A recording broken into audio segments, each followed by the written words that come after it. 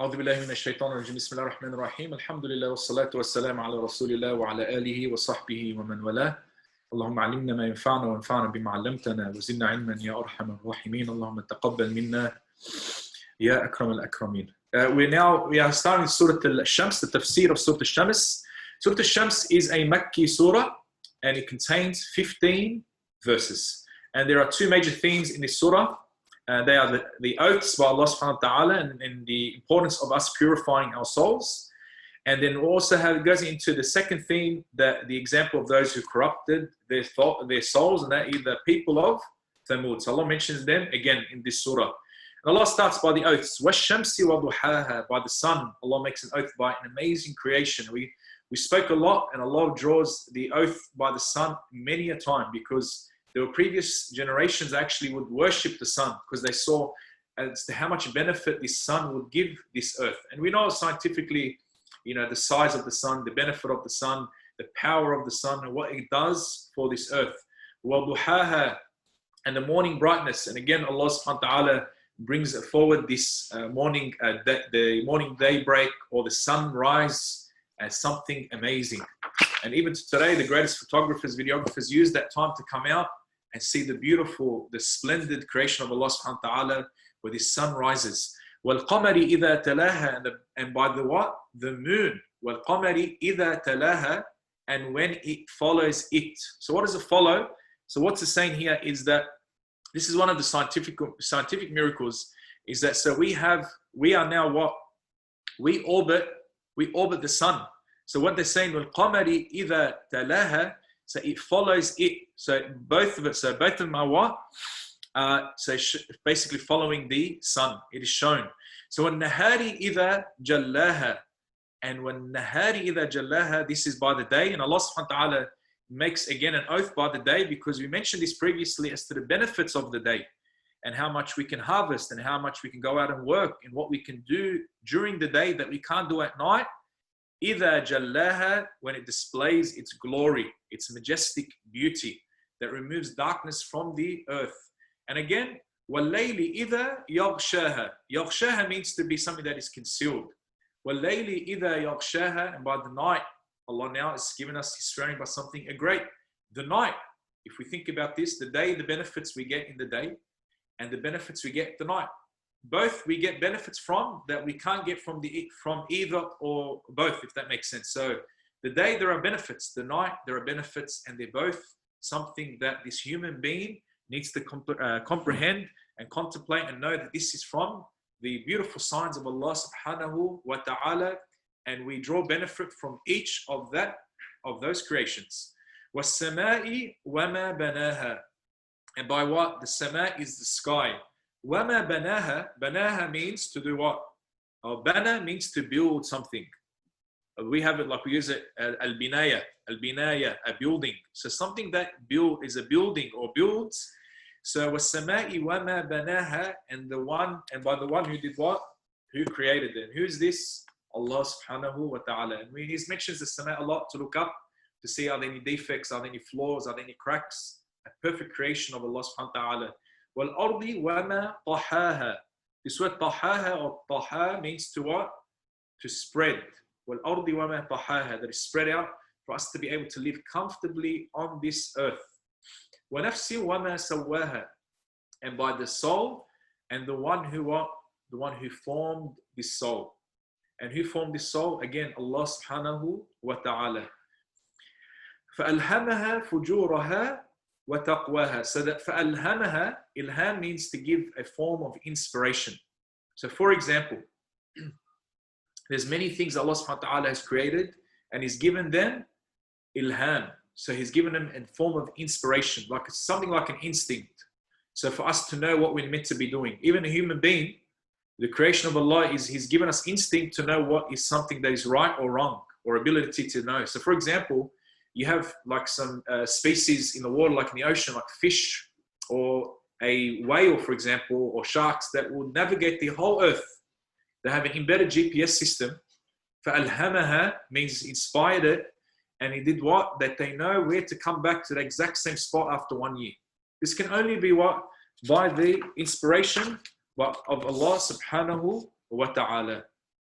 قَدْ أَفْلَحَ مَنْ زَكَّاهَا. And Allah subhanahu wa ta'ala does what? He gets قَدْ أَفْلَحَ مَنْ زَكَّاهَا. Sorry, I missed the... Yes, قَدْ أَفْلَحَ مَنْ زَكَّاهَا. Successful the one is what? He purifies it. مَنْ زَكَّاهَا purifies what? Purifies the soul. Purifies the soul. Or purifies, again, it comes from the word zakat, means to purify something. Purify your wealth. Purify here is your soul. وَقَدْ قَابَ مَنْ دَسَّاهَا. The word khaba means to fail. خَابَ مَنْ دَسَّاهَا. Dassaha means, or dassa means to be buried, or basically corrupted. And this is something what? Dassaha, to bury.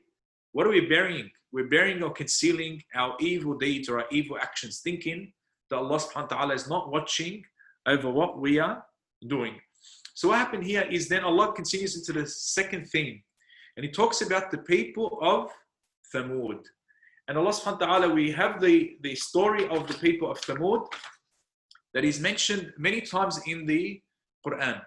And this story here is mentioned why, just like the people of Fir'aun, that a form of what? A reminder that these powerful previous nations, just like we have powerful previous nations today that we think we have, don't ever think that you'll be more powerful than these previous nations before, but we need to see what their ending was.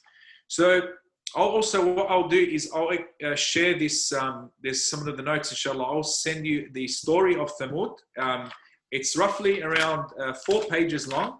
So this is something you can have a read through in your time, inshallah, detailed stories of the people of Thamud, bi'idhnillah.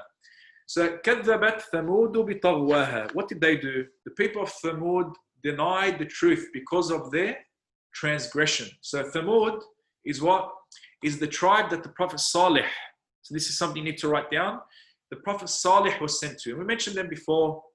There were people that were basically carving into the mountains, living within the mountains himself, thinking that they're going to be safe from anything, whether it's an earthquake, whether it's flooding, whatever it is. But Allah subhanahu wa ta'ala sent a sound wave. They actually use that today in military weapons, sound waves. So Allah subhanahu wa ta'ala sent this sound wave and destroyed this transgressive people. إِذٍ بَعَثَ أَشْقَاهَا. When the most wicked man amongst them rose up, what did he do? His name was Qudar ibn Salif. He was what? A very massive influence. So he was what? He was influencing the people. And he was the most wicked amongst them. But you're going to see now that Allah subhanahu wa ta'ala destroyed this whole nation because of this one person. And you're going to see why. Why did Allah destroy a whole nation? Because of this one wicked person. And he rose up. What did he rise up? To slaughter the she-camel. And we know this, that we've mentioned this story before. That Allah subhanahu wa ta'ala sent. So when Salih came down, he gave reminders to the people. And he goes, they said, Tayyib, if you are truly from Allah subhanahu wa ta'ala, we need to believe in the one Lord, send us a sign. So Allah subhanahu wa ta'ala produced from a rock a she-camel. And a she-camel, we know, especially in the Arabian Peninsula, is something very special. And he said that basically, that there is going to be some times that the she-camel will drink from the well and the people will drink from the well. Now, when they saw this person plotted and planned amongst a few of his people around him to do what? To kill the she-camel. So let's see what happens here. فَقَالَ لَهُمْ رَسُولُ اللَّهِ نَاقَةَ اللَّهِ وَسُقْيَاهَا. So فَقَالَ لَهُمْ رَسُولُ اللَّهِ. Rasulullah here is who? Is Salih of the time. So he was Rasulullah of that time. نَاقَةَ اللَّهِ وَسُقْيَاهَا. He goes, leave Allah's what? Allah's she-camel. نَاقَةَ اللَّهِ وَسُقْيَاهَا. Suqyaha means saqi. So isqi means to drink. So this was what? The she-camel, leave the she-camel of Allah subhanahu wa ta'ala, you know, that came out as a miracle, to drink from the well. To drink from the well. And they had an arrangement that she'll come in what? She'll drink from some days and they will drink from others. So what was the compromise?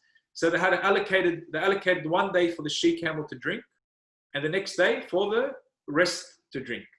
But there are some wicked people amongst there that knew that they saw this sign and miracle.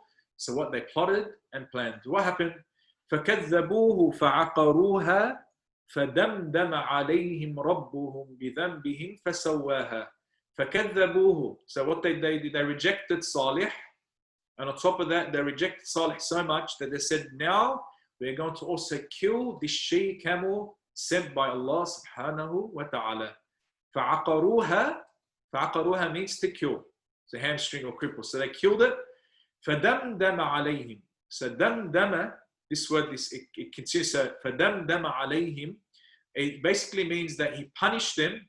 And it's basically he unleashed a form of punishment that came after again and again and again. فَدَمْدَمَ means continual. Continual punishment came down upon them. رَبُّهُمْ بِذَنْبِهِمْ فَسَوَّاهَا. Even this word, this beautiful word, this word in Arabic, فَدَمْدَمَ عَلَيْهِمْ رَبُّهُمْ بِذَنْبِهِمْ فَسَوَّاهَا. He said he leveled them all out. Because of what? Because of their transgression and the disbelief for Salih and this miracle that they saw within their own eyes.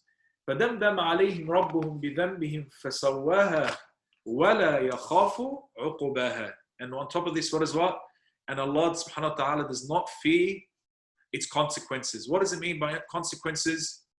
That this punishment that was sent upon them, is someone going to hold Allah subhanahu wa ta'ala liable? No, this is sent by Allah, the complete King, the most powerful King, the Lord of the heavens and the earths. And on top of this, وَلَا يَخَافُ عُقُبَاهَا, that this is what another form or another opinion, وَلَا يَخَافُ عُقُبَاهَا, that this comes from the word that جَزَاءً وِفَاقًا, that this is a fitting recompense for what they did.